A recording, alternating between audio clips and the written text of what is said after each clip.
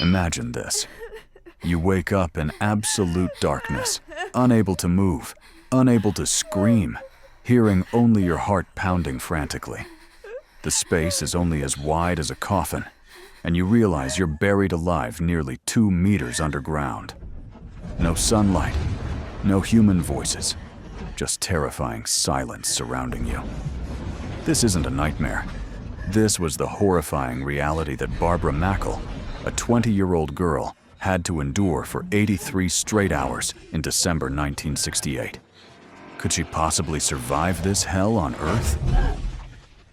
Welcome to the Case Files, where we explore the most shocking criminal cases in world history with deep insights and detailed analysis.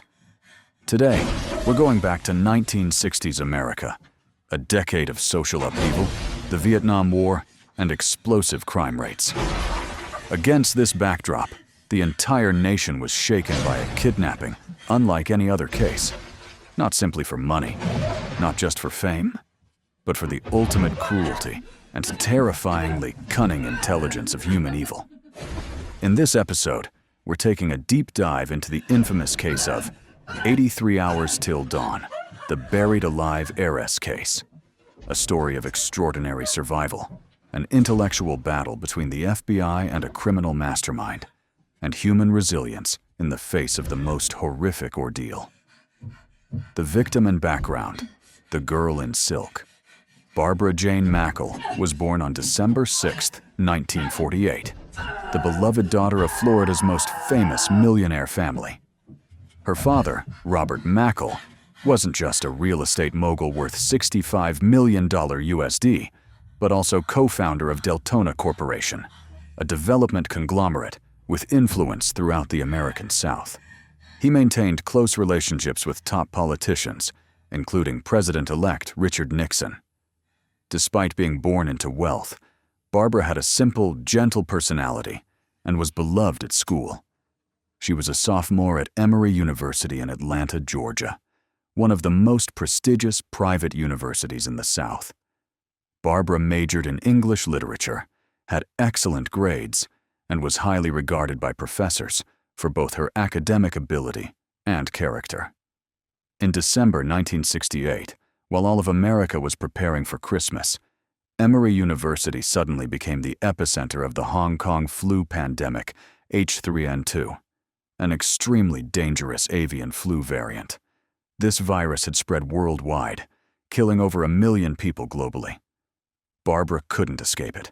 She had a high fever of 39 degrees Celsius, severe headaches, sore throat, and felt completely exhausted. Mrs. Jane Mackle, Barbara's mother, hearing that her daughter was seriously ill, immediately drove over 800 kilometers from Coral Gables, Florida to Atlanta to care for her. Seeing that the campus hospital was overwhelmed and dormitory conditions weren't suitable for recovery, mother and daughter decided to rent a room at the nearby Roadway Inn to better monitor Barbara's health condition. This seemingly small decision became the fateful turning point that drew them into one of the most terrifying and famous kidnapping cases in American legal history. The mastermind, genius, and accomplice, Gary Stephen Christ, a name the FBI would never forget, embodied the terrifying contradiction between intelligence and evil. Born in 1945 in Philadelphia, Christ had shown superior intellectual ability since childhood, with an IQ reaching 138. Throughout his school years, he was always at the top of his class, especially excelling in mathematics and science. In 1963, Christ was accepted into the University of Illinois Medical School, one of America's most prestigious medical schools. His future seemed wide open on the path to becoming a life-saving doctor. But after just 1 year, he was expelled for stealing medical equipment to sell for spending money. This was the first step down the path of a genius's downfall. After being expelled, Christ began a criminal life with theft, fraud, and using false identities. In 1966, he was convicted and imprisoned for car theft and prison escape in California. However, with his extraordinary intelligence, he successfully escaped and began using the false identity of George Deacon. Under the name George Deacon, Christ got a job at the University of Miami Physics Laboratory, where he could access the equipment and materials needed for his criminal plan. Colleagues evaluated him as intelligent, careful, and skillfully crafted. Christ's accomplice was Ruth Eisenman Scheer, born November 8, 1942, in Honduras. She was the daughter of a Jewish family who fled Austria to escape the Holocaust. The family later settled in Mexico, and Ruth graduated from the National University of Mexico with a biology degree. In 1967, she came to America to pursue a master's degree at the University of Miami.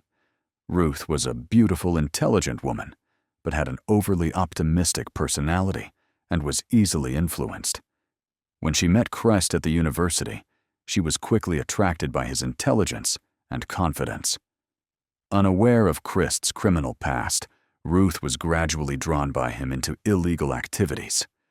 But why did a genius like Christ choose Barbara Mackle as his target? And how did he prepare for the most terrifying masterpiece of his life? The perfect plan and the death coffin. Christ didn't choose Barbara randomly. He had researched thoroughly for many months, selecting his victim based on 4 specific criteria. First, the family had to be extremely wealthy to be able to pay a large ransom. Second, the victim had to be healthy enough and mentally strong enough to survive harsh conditions. Third, the family had to have little experience dealing with criminals to avoid traps. And finally, there had to be little suspicion from authorities in the initial phase. Barbara Mackle perfectly met all these criteria. Her family was extremely wealthy, but had no experience dealing with criminals. Barbara herself was healthy and had a strong character. More importantly, her being away from home and seriously ill created the perfect opportunity for approach. At the University of Miami Physics Workshop, Christ secretly crafted the most terrifying masterpiece of his life, a survival coffin designed to keep a victim alive for many days. The box was made from fiberglass reinforcement, measuring 90 cm wide, 200 cm long, and 60 cm high, just enough for a person to lie down but not sit up. Inside, Christ equipped full survival equipment, ventilation system through 2 5 cm diameter plastic pipes connecting from inside to the surface, a small battery-powered fan to circulate air, 6V flashlight with backup batteries, small water pump to supply drinking water, 4 liters of water mixed with sedatives to keep the victim calm, small amounts of dry food like crackers and candy, a thin blanket and small pillow.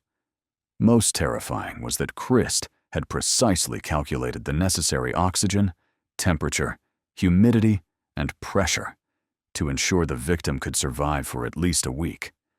This wasn't a torture or murder device, but a scientifically designed, mobile prison to keep the hostage alive long enough until the ransom was received. The fateful night of December 17th, 1968. When the nightmare began. On the evening of December 16th, 1968, Barbara and her mother spent the night in room 137 of the Roadway Inn. Earlier, Stuart Hunt Woodward, Barbara's boyfriend, had visited and stayed until 10 p.m. to encourage her before going home to prepare for final exams. At 3:45 a.m. on December 17th, urgent knocking woke mother and daughter. Mrs. Jane Mackle opened her eyes drowsily, hearing a serious male voice outside. "Police! Open the door immediately! Emergency!" The man outside claimed to be an Atlanta police inspector, saying there had been a serious traffic accident involving a white Ford, exactly like Stuart's car. He said Stuart was in critical condition at the hospital and needed Barbara to come identify him immediately. But how did he know exactly Stuart's name, age, car type, and license plate? How did he know Barbara was staying at this hotel? With information accurate to every detail, Jane had no reason to be suspicious. She opened the door, and immediately, 2 masked figures burst into the room. The tall man held a shotgun, while the short woman wore a ski mask. Ruth Eisenman Shear quickly used a chloroform-soaked cloth over Jane's nose and mouth, causing her to lose consciousness within seconds. Meanwhile, Christ pointed the gun at Barbara and commanded, "Stay quiet and do what I say, unless you want your mother to die." Barbara, though terrified, still maintained composure and asked, "What do you people want?" Crest replied coldly, "Money. Lots of money." They bound Jane tightly, gagged her, and left her in the bathroom. Barbara was forced to put on a coat and shoes, then was led to a blue Volvo already prepared outside. The entire process took only 8 minutes. The journey to hell. On the way, Barbara tried to memorize every detail: directions, time, characteristics of the two kidnappers. She realized the man had an educated voice, not a common criminal. Ruth sat next to Barbara, occasionally reassuring. "Don't worry, we won't harm you if your family cooperates." After nearly an hour traveling through deserted roads, they reached a remote pine forest in Gwinnett County, about 52 kilometers north of Atlanta. Here, in the car's headlights, Barbara saw a pre-dug hole and the white fiberglass box below. Christ explained coldly, "This is where you'll stay for a few days. Don't worry, this box is designed so you can survive. There's air, water, food. Once your family pays, you'll be released." Barbara panicked and pleaded, "Please don't do this. I'll die. I'm afraid of enclosed spaces." But Christ didn't change his decision. He forced Barbara to hold a sign reading "Kidnapped" and took several Polaroid photos as evidence. Then, with Ruth's help, Christ forced Barbara to climb down into the hole and lie in the box. Before closing the lid, he said, "You have enough air for 5 to 7 days. Don't scream because no one will hear you. Drink water and eat food to survive. We'll be back." The final screw was tightened, the sound of dirt falling onto the coffin lid. Then absolute silence enveloped. Barbara began her life-or-death battle underground. 83 hours in hell, the survival battle. The first minutes were the most horrific. Barbara felt as if the entire weight of the earth was pressing on her chest. She screamed, punched the box lid until her hands bled, but only heard echoes in the cramped space. After exhaustion, Barbara had to accept reality and focus on survival. She remembered what she'd learned about psychology and survival techniques. The first thing was to control breathing to conserve oxygen. She performed deep breathing exercises, counting from 1 to 100, then starting over. Barbara carefully checked the surrounding space by feeling around in the darkness. She found the flashlight and turned it on. The weak light was enough for her to see what Christ had prepared. There were water bottles, some crackers, and most importantly, the 2 ventilation tubes were working. To maintain optimism, Barbara began establishing a daily schedule. She divided time into periods: rest, drinking water, eating small amounts of food, light exercise within possible limits, and most importantly, positive self-talk. But in the outside world, a breathless manhunt had begun. The race against death. FBI enters the case. When Jane regained consciousness after 30 minutes, she quickly freed herself from the ropes and called police. The first call was made at 4:23 a.m. Stuart Woodward arrived at the scene just 15 minutes later. He immediately called Robert Mackle in Miami. Robert Mackle, though sound asleep, became completely alert upon hearing his daughter had been kidnapped. He immediately called J. Edgar Hoover directly, the FBI director, whom he knew through political connections. Hoover ordered the full mobilization of FBI Atlanta into the investigation. Within 2 hours, over 50 FBI agents were at the scene. They sealed the hotel, took statements from Jane, checked security cameras. However, the hotel cameras weren't working at the time, and collected every possible trace. That same evening at 6:30 p.m., Mr. Mackle received the first call from the kidnapper. A deep, educated male voice announced, Barbara is safe, but she's in a place only we know. If you want her to live, you must follow instructions exactly." The kidnapper demanded that Mr. Mackle place a message in the Miami Herald with the content: "Dear Barbara, come home, sweetheart. Dad will pay any price." This was the signal that the family was ready to cooperate, on the first transaction and golden evidence. On December 18th, Mr. Mackle's message appeared on the front page of the Miami Herald. Just hours later, a letter was delivered to the Mackle home in Coral Gables. Inside was one of Barbara's rings and a Polaroid photo showing her lying in the box, holding the kidnapped sign. The kidnapper demanded $500,000 USD, equivalent to $4.6 million in 2025, in $20 bills, to make it easy to use without being traced. The money had to be placed in 2 suitcases and delivered to a specific location. At dawn on December 19th, Mr. Mackle drove to the bridge near Biscayne Bay as directed. However, the plan went awry when 2 local patrol officers happened to pass by, discovering 2 suspicious people coming out of the forest with large suitcases.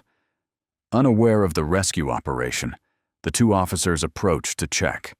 Christ and Ruth panicked, abandoned the money suitcase, and fled into the forest. They also left behind the Volvo, which became a fatal mistake. And this was exactly the golden clue the FBI needed: the identity hunt. In the abandoned Volvo, the FBI discovered a treasure trove of information. Car registration under the name George Deacon. Student and employee ID cards from the University of Miami, also bearing this name. Multiple photos of Christ and Ruth together. Over 20 Polaroid photos of Barbara in various positions in the burial box. Detailed maps of the Atlanta area with many marked points. Manufacturing tools and electronic components. The FBI immediately contacted the University of Miami to check on George Deacon. They discovered Deacon was a technical employee at the physics laboratory for 8 months. Colleagues described him as intelligent, careful, but quite secretive about his personal life. More importantly, through fingerprint checks on the car, the FBI discovered George Deacon was actually Gary Stephen Christ, a fugitive criminal who had escaped from California prison since 1966. Records showed Christ had an IQ of 138, had studied medicine, and had skilled crafting abilities. From the photos in the car, the FBI quickly identified the accomplice as Ruth Eisenman Shear, also working at the University of Miami. She immediately became the first woman in history to be placed on America's 10 Most Wanted Fugitives list, restoring trust and successful transaction. After the first transaction incident, Christ became extremely suspicious. For 24 hours, he didn't contact them, causing Barbara's family extreme anxiety. Mr. Mackle had to publicly prove his good faith by placing a new message in the newspaper. "I never contacted police. I just want my daughter home safely. Give me another chance." On the evening of December 19th, Christ finally called back with new directions. This time, the transaction location was chosen in a completely different area, farther and more isolated. The FBI decided not to intervene to avoid ruining the last chance to save Barbara. At 1 a.m. on December 20th, Mr. Mackle drove alone to the new meeting point. The transaction went smoothly in 5 minutes. Christ took the money and disappeared into the night. However, the FBI had secretly monitored using drones and remote tracking devices. Miraculous rescue. Light from underground. 15 hours after the successful transaction, a mysterious call came to FBI Atlanta. The caller didn't identify himself but gave vague directions about Barbara's location. Near the intersection of Route 141 and Buford Highway, Pine Forest, look for 2 small plastic pipes.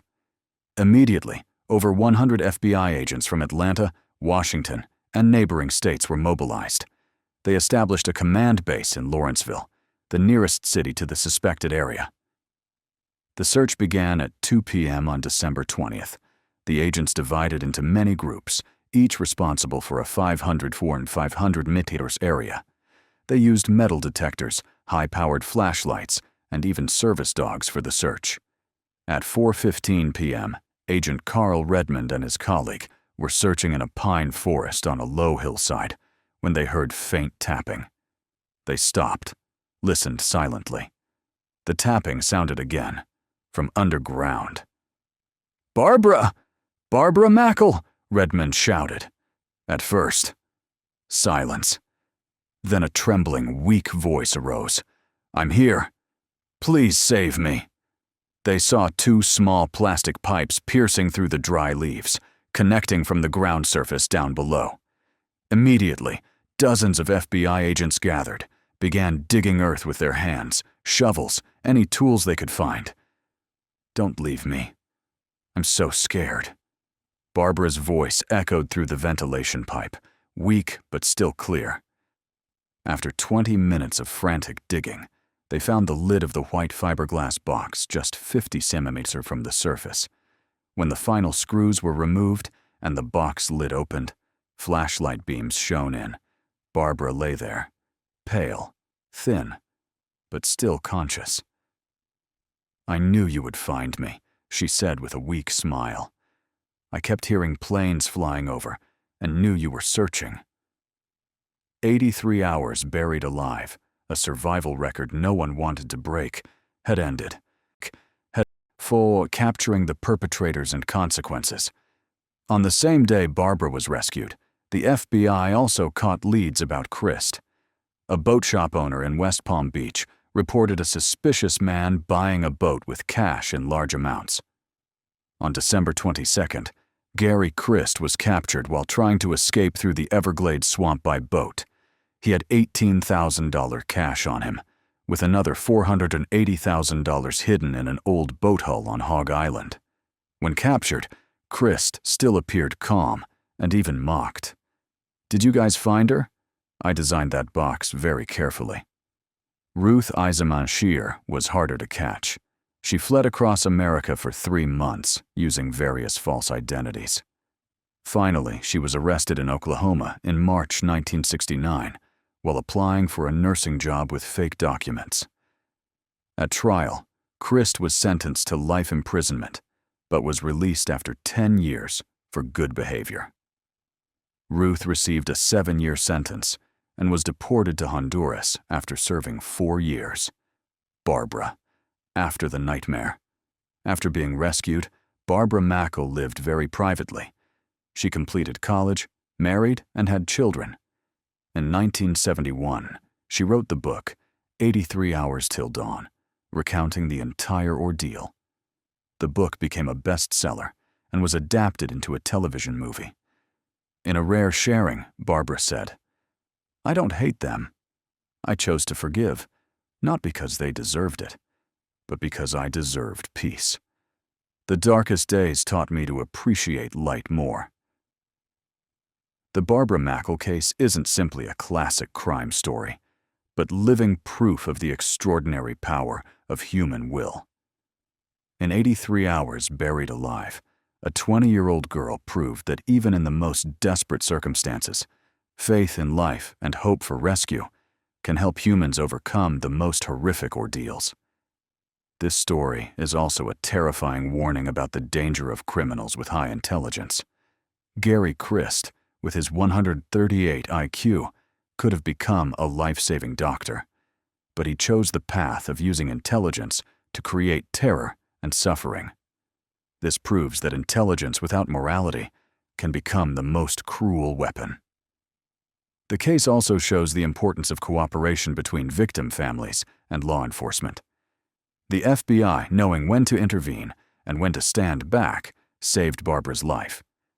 If they had been too hasty or too passive, the result could have been completely different. Especially, Barbara Mackle's story has become an inspiration for millions worldwide about never giving up hope.